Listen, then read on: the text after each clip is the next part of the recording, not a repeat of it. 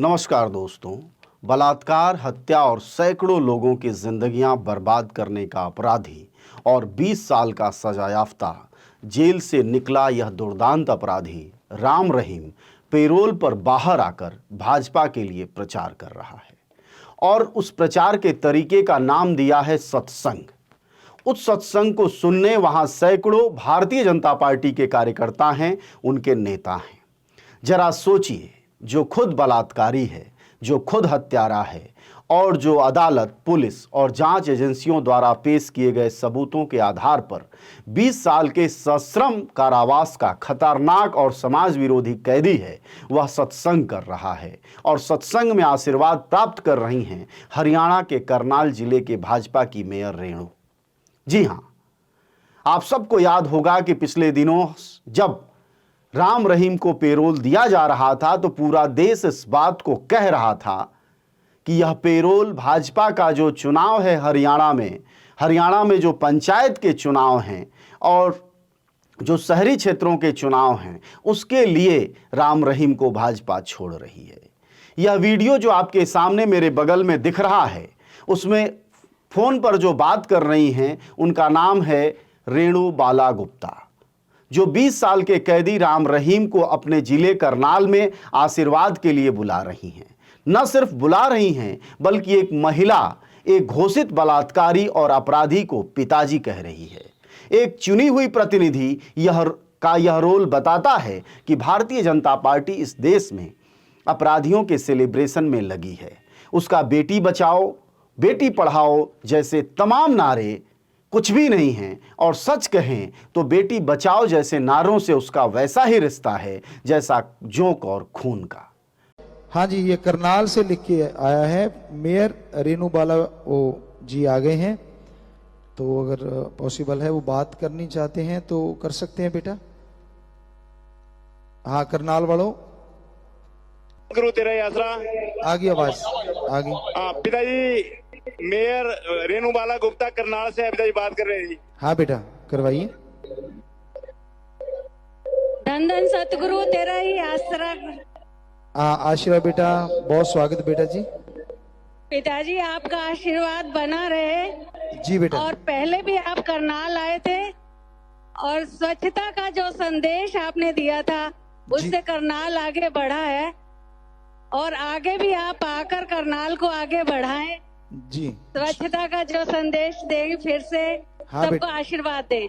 जी बेटा, जी बेटा, बहुत आशीर्वाद बेटा।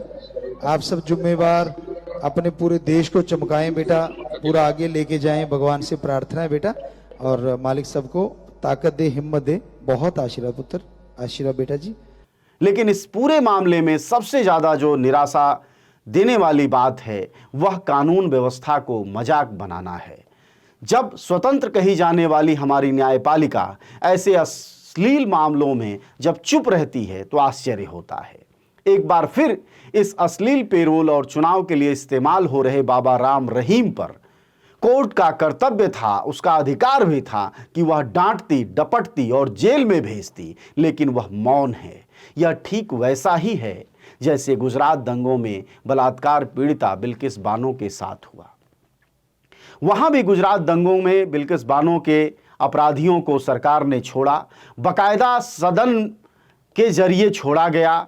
सरकार ने सुप्रीम कोर्ट में कहा कि 13 बलात्कारियों को बरी हमने केंद्र की मोदी सरकार के कहने पर किया है।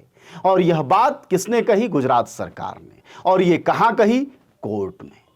अब जरा सोचिए कि अगर इस तरह से अपराधियों का संरक्षण होगा तो हमारी अदालतों और सरकारों के क्या मायने रह जाएंगे। अब यहां आप जरा इस पूरे मामले को समझिए।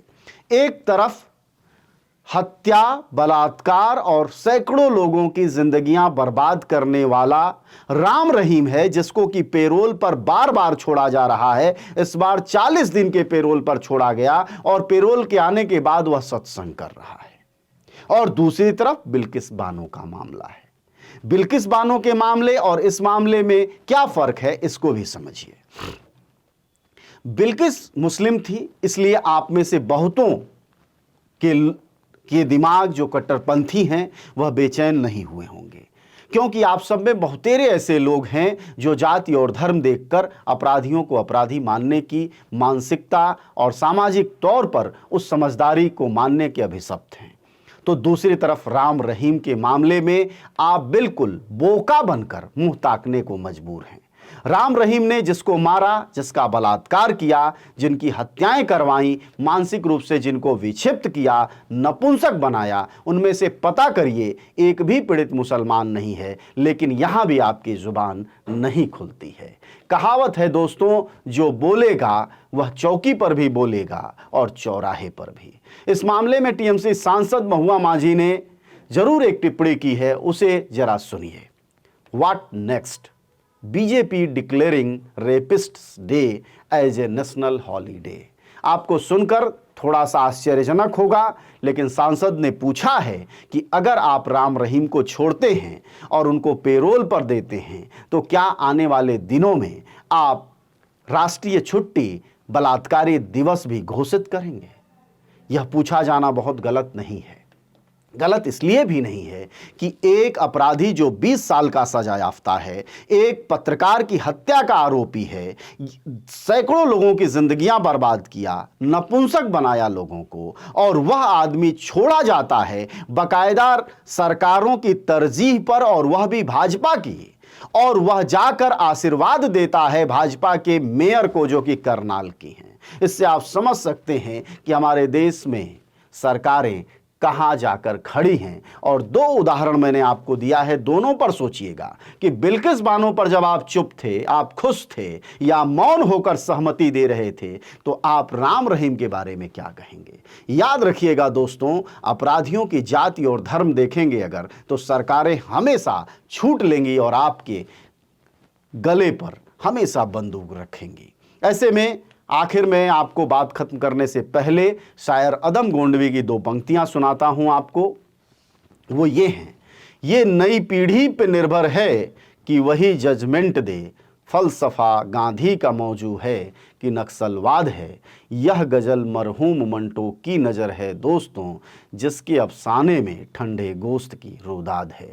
धन्यवाद आप सबका, शुक्रिया।